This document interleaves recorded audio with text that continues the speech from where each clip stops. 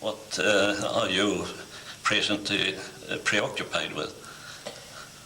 I have some organizational interests. I am in charge of a very large program, interdisciplinary program of research on the national level on the basic problems of the physical planning of Poland. And I have my own research interests, which at the present moment concentrate on a settlement system, urban system in particular, and on migration problems, migration modeling, simulations, and the genesis and mechanism of migration. And I think we have get some interesting result. In this last field, we are now collaborating closely with the IASA Institute in Luxembourg, in Austria. This problem of mathematical modeling of migrations. So these are my present scientific research. But of course, this is in a certain way late development, and another way it is coming back to the origins by which I started my planning and then research career. That is, by education, I'm an architect. Yeah, I remember that you told me that when we first met in Stockholm at the IGU conference 1960. That's not so common. How did it come that you moved over from architecture to geography? You see, being active in youth organization at the time when I was at Technical University, I became socially conscious and interested in social problems. So when I finished my studies, I decided that town planning is the most social direction in architecture. When about was that? It was 1934. Uh-huh. And so I started, first I started to work in a planning office, regional planning office for Warsaw. And there was another element that I was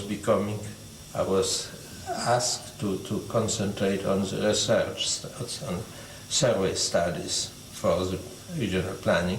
I moved later on to Krakow, but this is a problem that even in professional practice, in town planning, I already had this problem of going in surveying the problems and in organizing research. The next step was that in wartime I was in England and released from the army to teach planning, urban and regional planning at Polish School of Architecture connected to the University of Liverpool. And I was asked then to prepare a report on the location of basic investments in kind of theoretical report which could be used for the planning of reconstruction, post-war reconstruction. And out of that, I spent 3 years going to literature and various materials, organizing them, and out of that has grown my doctoral thesis. And of course, I use this material, this information, when I returned to Poland in 1945. And then my position was in a certain way established, because for a country which was cut off from the world for 6 years, a man who has brought in the various concepts and materials was of certain importance, again at one certain status. I may say that I introduced for the first time then in Poland the Kristall's concept of central places. Oh, did you know Kristall at that time? No, I met him later on. Yeah.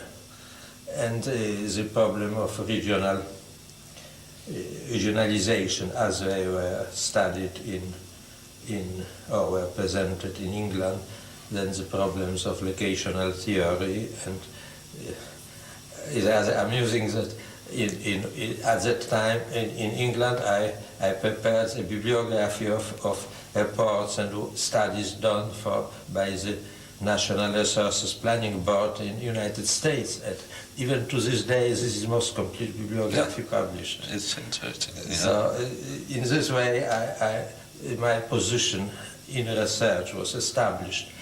And later on, when there was a discussion whether I should I was engaged in planning bodies, but it was quite clear that I should move to higher education and to the research institute, and there was a discussion whether I should go to architecture or to geography. Architects did not want me to be with them because they consider me to be too theoretical, not sufficiently interested in design and in everyday work. And of course Leszczycki, who was the organizer of post-war Polish geography, invited me to join the Institute of Geography of the Polish Academy of Sciences. This was in 1953, and this was when final crossing the floor was done. Your dissertation, was that in architecture, planning, or geography? No, it was half economic. This again, I see. Half economic, half geography. And did you finalize that in England or in Poland? I have written in England, but I presented a doctoral thesis in Poland. It was published in Polish. Yeah. I see. Now, we could stop perhaps a little bit at your period in Britain. Who did you work with there? Did you ever meet Abercrombie and those people who... I know his work. I did not meet them personally. From geographers, I met Roxby. I see, yeah. Yes. And I make later on also, and of course, out of the planners, I make Lord Holford. Oh, yeah. Which was professor at the time he was professor in University of Liverpool.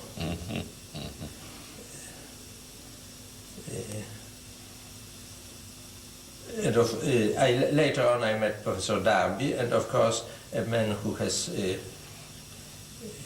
made some impact on my development was Dudley Stamp. I see. Did you know him quite well? I did. Oh yes, we did know him quite well. Yeah. In fact, I was able to get Kostowicki, a place for him in London School of Economics after the war, and he met with Dudley Stamp in a certain way. He followed his direction in the land utilization studies. Yeah. In fact, in the beginning, Kostowicki was concentrating on the urban studies, the studies of urban functions, and I was trying to organize work on land utilization, surveying of land utilization. But then we changed. Urban problems were always for me closer because of the town planning interest. And he has turned into a great specialist in agricultural geography. Yeah. But he gets to the problems of agricultural geography by land utilization studies. Now, let's take a further step back then. How did it come that you chose architecture in the first place? Did you have any... as a young person? You see, my father was a professor at Krakow University. And his field was? He was chemistry.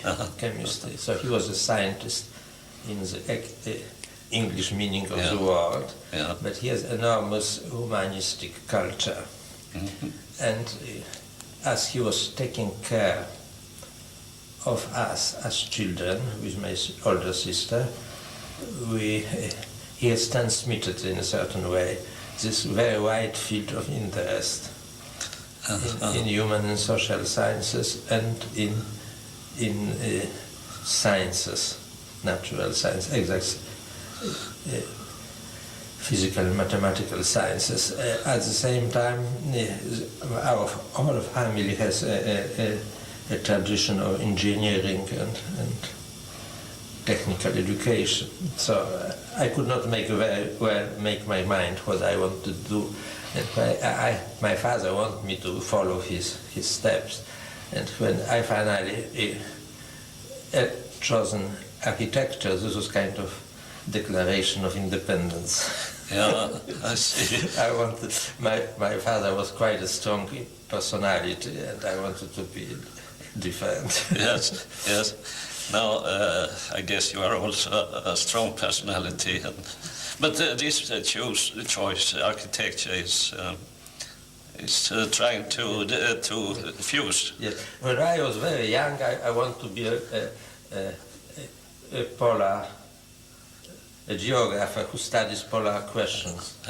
So, in fact, in my circle of my family, I met the famous Polish geographer Eugeniusz Romer. Yes. He was a personality, a real personality.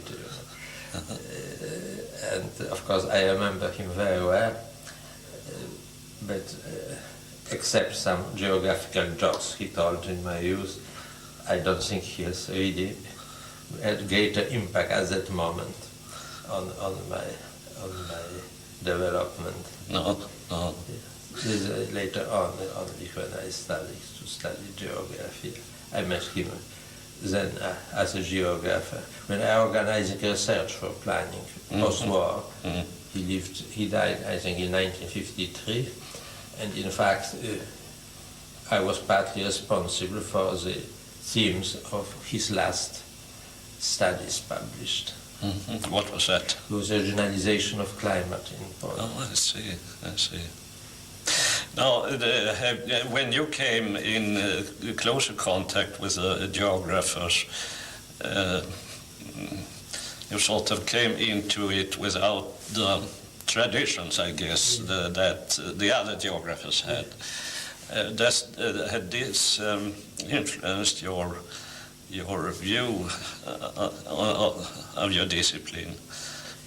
I mean, is it? I'm always stronger on economic and cultural human geography than on physical geography. I learned physical geography by attending various conferences and meeting other geographers and listening to their lectures and presentation.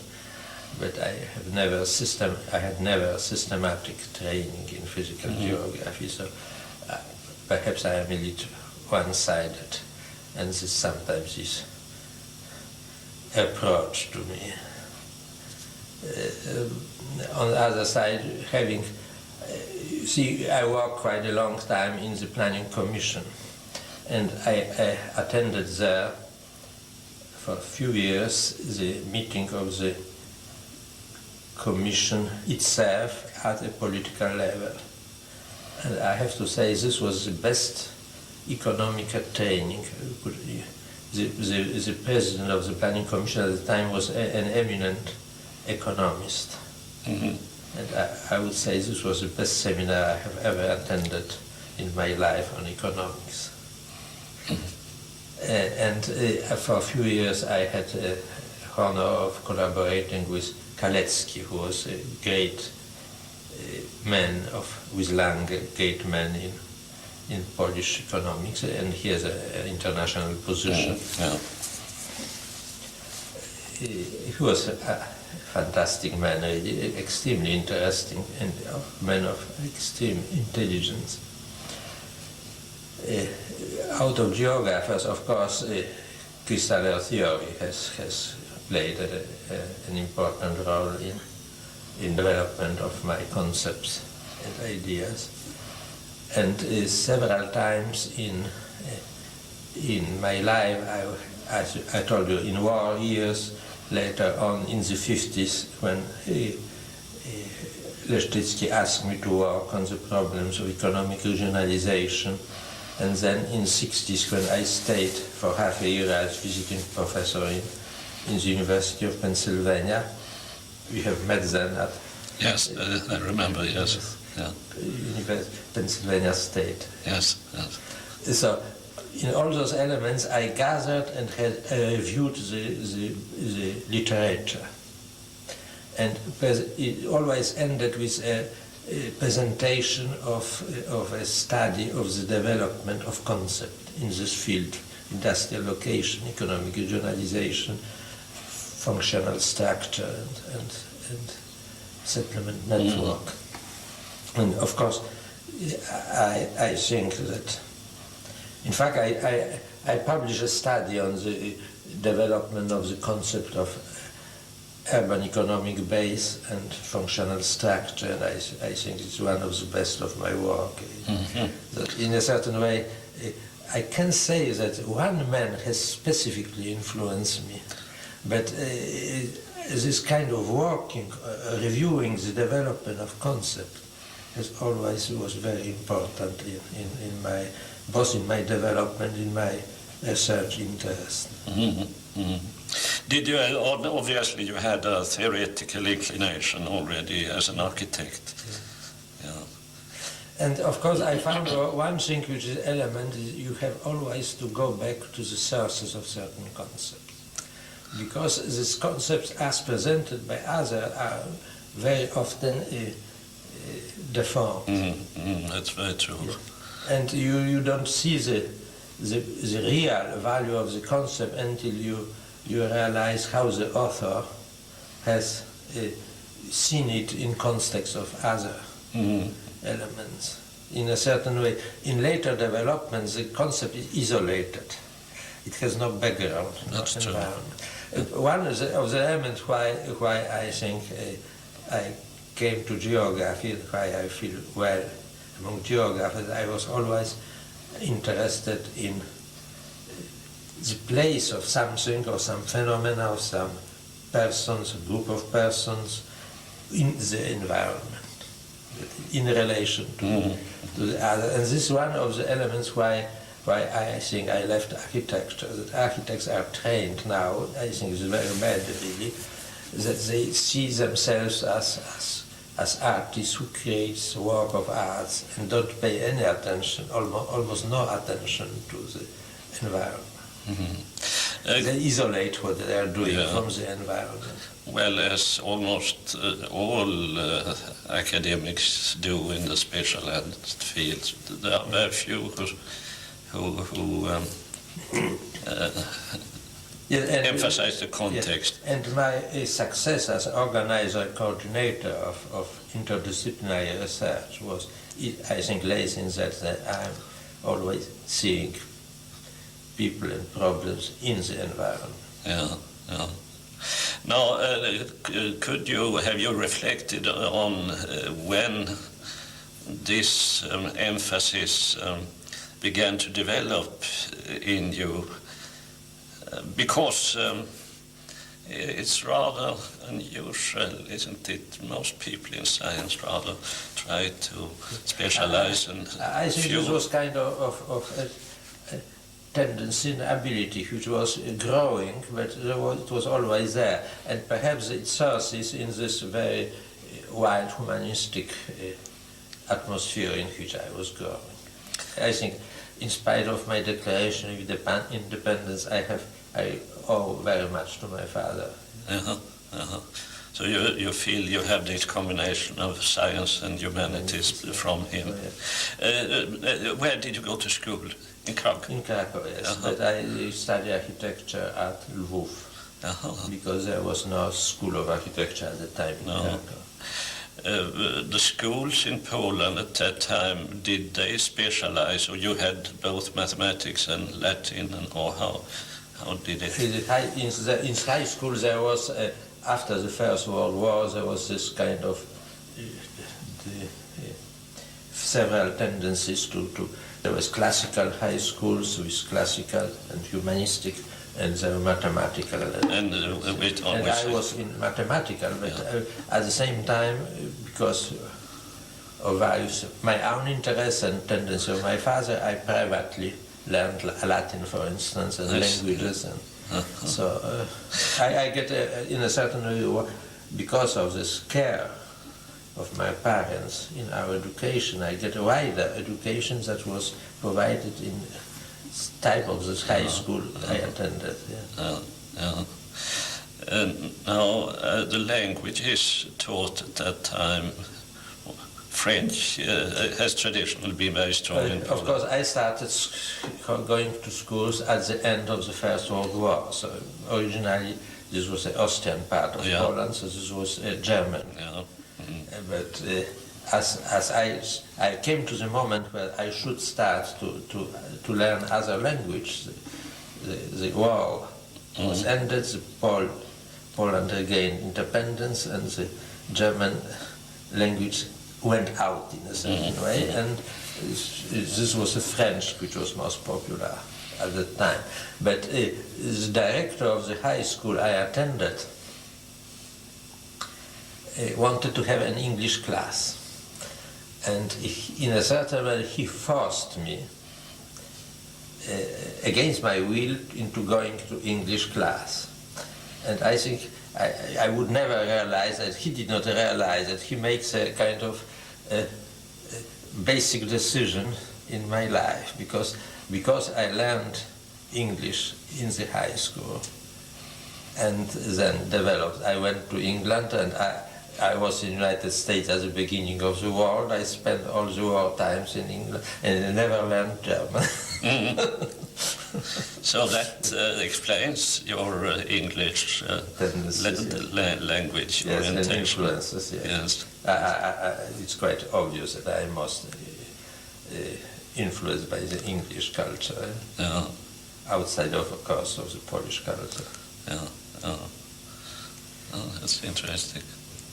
Now, your conceptual development from that time, you have told me that you already, as a schoolboy, had very broad interests, and you have been able to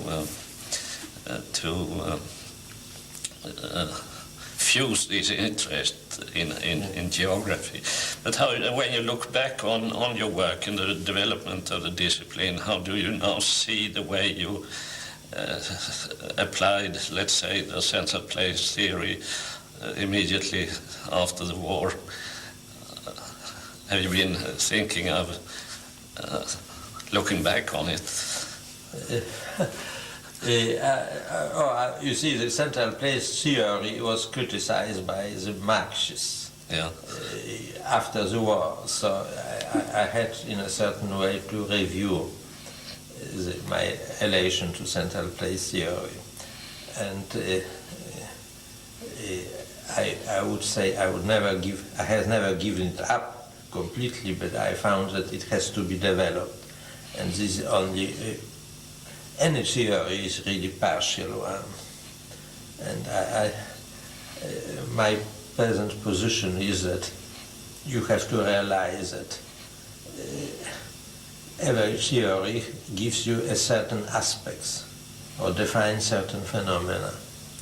But if you study reality, you have to study it from various directions. And in studying of various directions, you see this specific phenomena or changes from various points of view, and different aspects come into view. And if you are able to integrate them, then you develop a wider theory. But if you are not able to develop this integrated theory, you have to accept that the various theories may be equally valuable, or more or less equally valuable, in spite that there are certain, they cannot be directly connected. Sometimes we don't see how they connect together, but still, because they explain different aspects of phenomena, you have to take them into account. But if you work in an applied direction, as you have also been doing, then one has to make a decision, make up one's mind. And how do you see then the role of the various aspects when they cannot be fused into just one theory which gives just one answer? You have to say that I am not able to, but there are those aspects which have to be taken into account. I think this, again, we come to this element that you have to see phenomena in the environment. Yeah. But this means And that theories have also their environment. what you mean mental environment? Yes. And at certain moment in the 60s, I was under this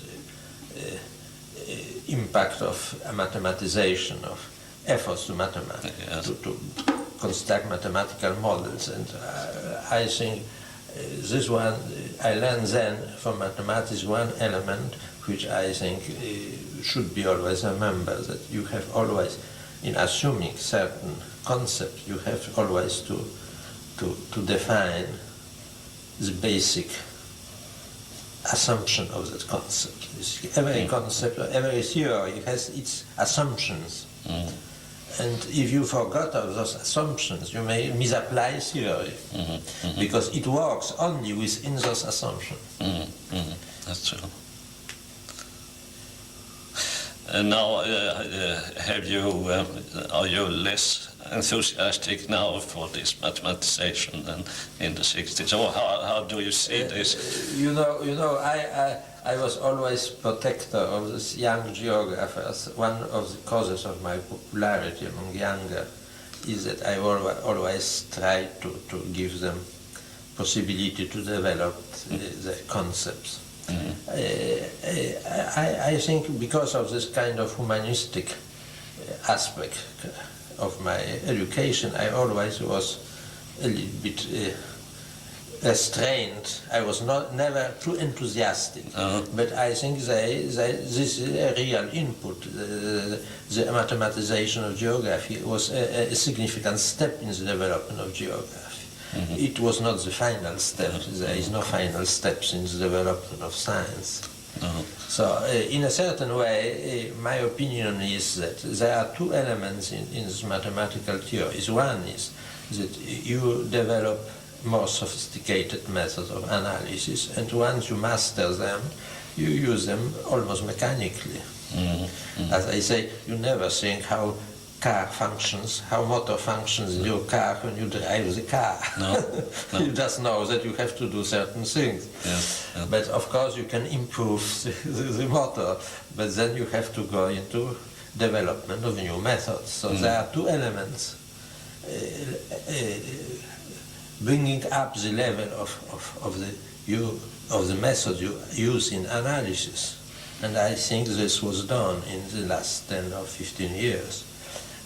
Younger geographers now are much better prepared for analysis than the older ones are. Oh, certainly, yes. On the other side, geography is not mathematics. And also there are some geographers who develop their mathematical interest very much, but there always will be only few, and this will develop new methods. It's a different problem. But for our geographer, mathematization means sophistication of methods of analysis. But the real interests of geography are not in the methods, but in phenomena. No.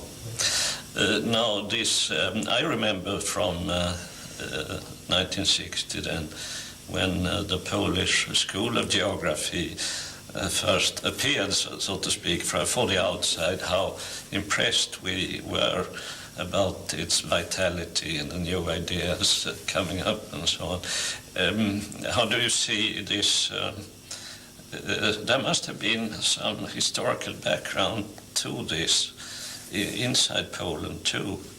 You see, the problem is that being not a very large nation and with language which is not very common, we had always to look to the other countries. We were good receptors of various thoughts, concepts from the other countries. In spite of everything which is said about Poles, we were never very nationalistic in our culture. We were very open to foreign influences. And if I would criticize, we had sometimes to be too eclectical. We are too easy. We sometimes accept certain elements too easily. But this, I think, the popularity really of Polish geography in international field, because it depends from that it is going in the via media, that is, it is sufficiently mathematical to be acceptable and interesting for the mathematical school, and is still is sufficiently traditional, keeping to the evolution of geographical thought to be accepted to the geographers or more traditional approach. And of course, looking always for novelties, we have also quite acceptable for those who are looking for new directions. So this is a kind of, that is how I try to explain the position of Polish geographers, which in a certain way is really greater than we are in reality are.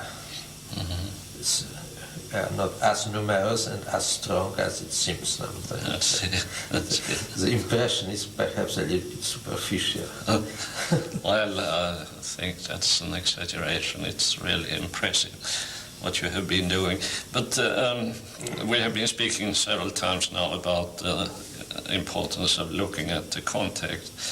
And in your case, you have developed your theoretical outlook within a practical concept very much, haven't you? You have been much involved in planning and so on. Yes, I always, there are two elements I always see, or try to see, the practical consequences of theoretical concepts I develop.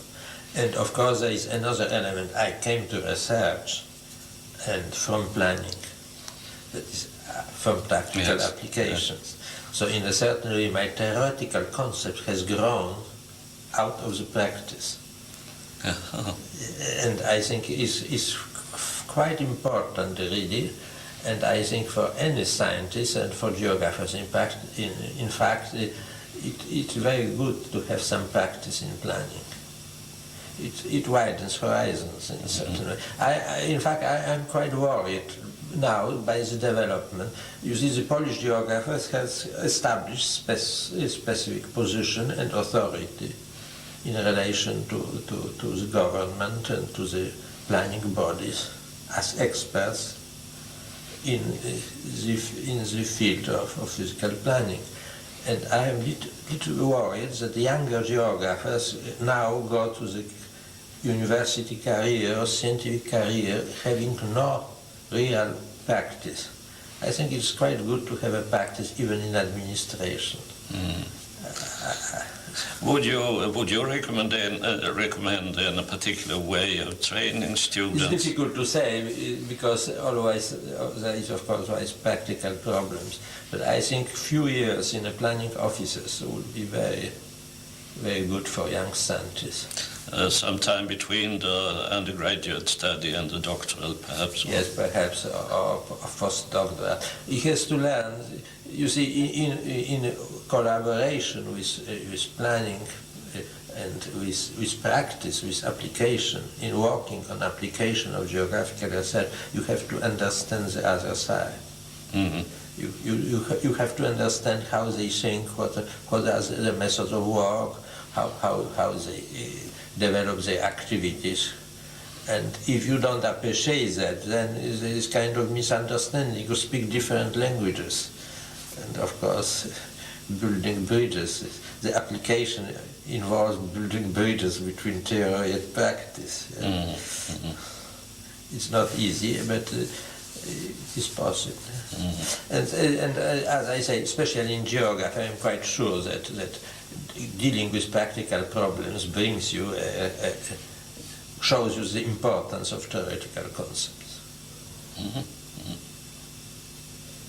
There is no real opposition between one and another. Have you found it difficult to communicate with various specialists on the applied side? Or how do you feel about the possibility to convey this broader integrative view when you have to deal with specialist engineers and perhaps architects and economists and sociologists and so on? Every profession and every occupation has its own strong and weak side. So in a certain, this is again, we are coming to the problem of environment. Yes. No, but you seem to have been fairly satisfied with the way geography has been able to influence things in... You can never be satisfied with anything to the end, but I think the problem that geographers in Poland obtain specific position, and the problem is they should keep it and improve. But this involves, of course, the following generation. And this is one of the problems. I think in this field we feel now in Poland the consequences of the war. That is, we lack one generation.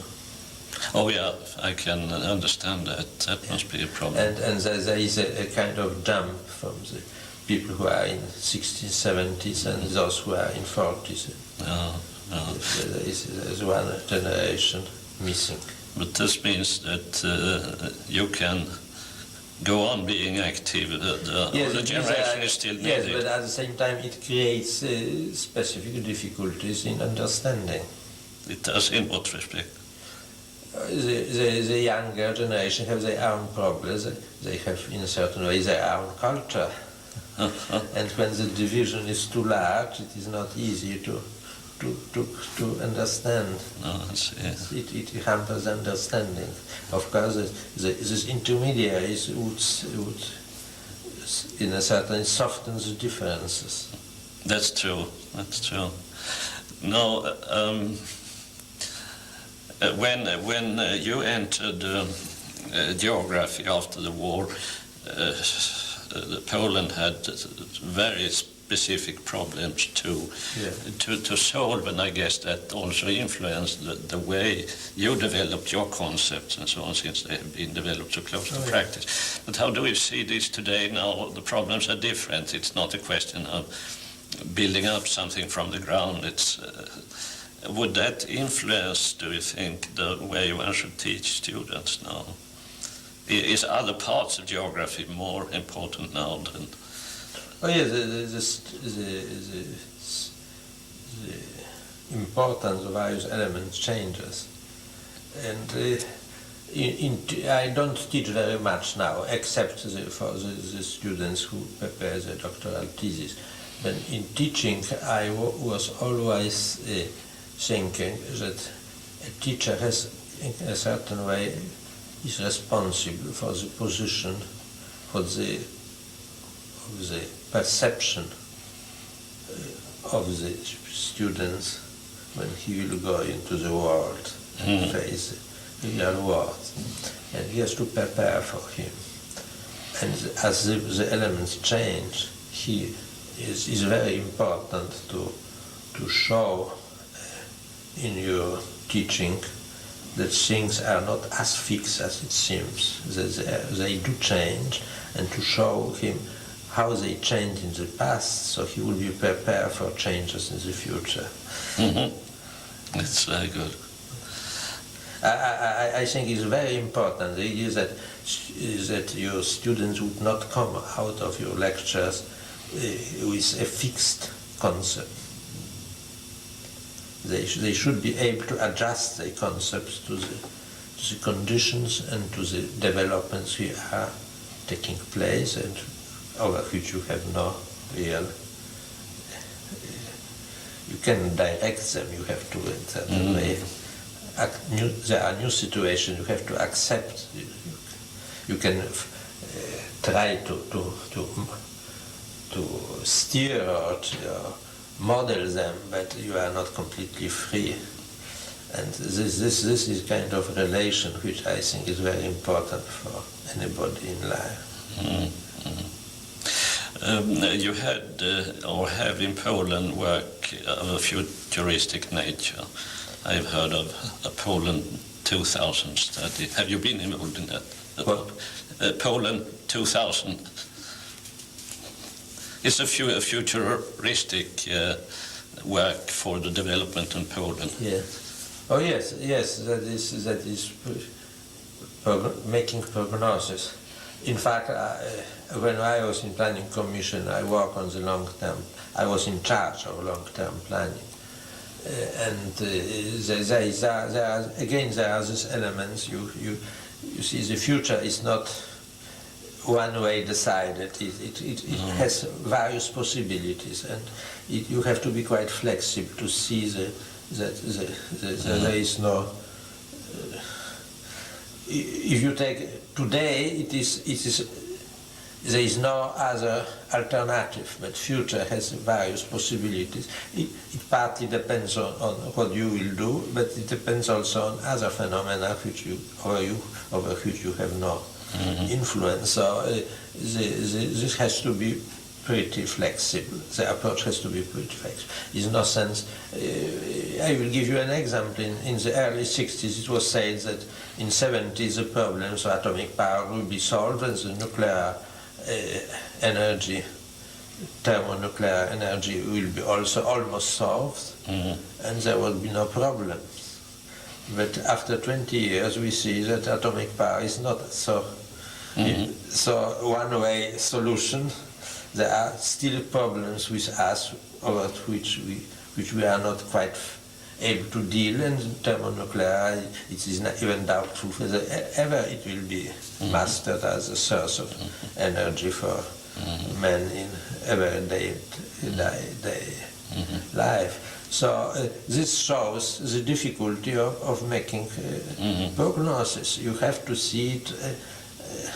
You have to always to see if in building a long-term plan you have to make certain assumptions, and you should realize always very strictly what are the assumptions, and the best way is of course to change, to make plans for various assumptions. And in a certain way I always I say that you should look at the future as a kind of weather map. That if you can see that there is a weather front coming in, can you bypass it or not? There are certain changes which we are quite sure that will come. There are some changes which depend on very specific conditions too. And of course those which are quite sure should be more taken into account, and those which are very specific, you have to in certain way calculate the probability of their taking place. Well, our time is soon coming to an end. I would like to ask you one further question. I understand that you have very strong theoretical and conceptual interests, and what do you hope to do now as a retired professor with more time to concentrate on thinking?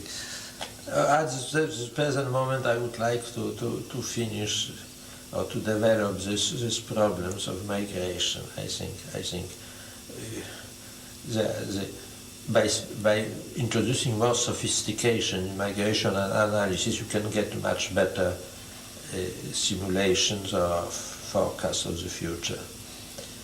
And this is one of the problems which at the present moment is most absorbing for me. I see.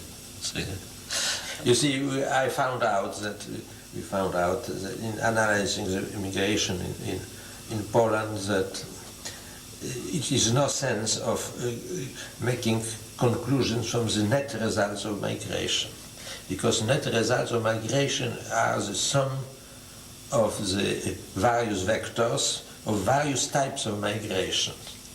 And it's sufficient for one type to change that the net result will be completely different. So you have to study really these various types of migration and their interaction, interrelation. And when you will do that, you will be much better, it will be much easier for you to say what probably will take place. You have this one, for instance, this one element, there is this discussion of counter-urbanization in United States, Yeah. in America. And they say the people, in fact, the cities are losing their populations, the people move to the outside. But the problem is it a result of that the people from the cities move to outside, or whether it is as a result that not sufficient amount of people come into the city? Mm-hmm. Because the different people come into the city and different move out of the cities. There are always some movements out of the cities, but they were in a certain way compensated by the influx of other population. And of course, this is different people who move in and move out, and they have different structure, for instance. So this is, I say, by introducing more sophistication in analysis of migration, I think we get better knowledge of what is ahead of us. I noticed at the conference you have time and again referred to a systems approach. Have you in mind some wider applications to the whole urban question? Yes, the problem is what is the system. Yes. And there are efforts. We have this commission on national settlement system analysis, and there was a great discussion what are systems, and the efforts to define it very strictly and narrowly. And I say, I rather warned against that. I say, let us lose this concept system not very clearly. We don't know completely what does it mean. The only thing which are quite sure that we are analyzing elements within interaction. That is, in a system, elements are not connected by linear functions. The relation is not linear, it is more complicated. Of course, mathematically it becomes then very difficult. Yes. But this is one of the elements we really have to.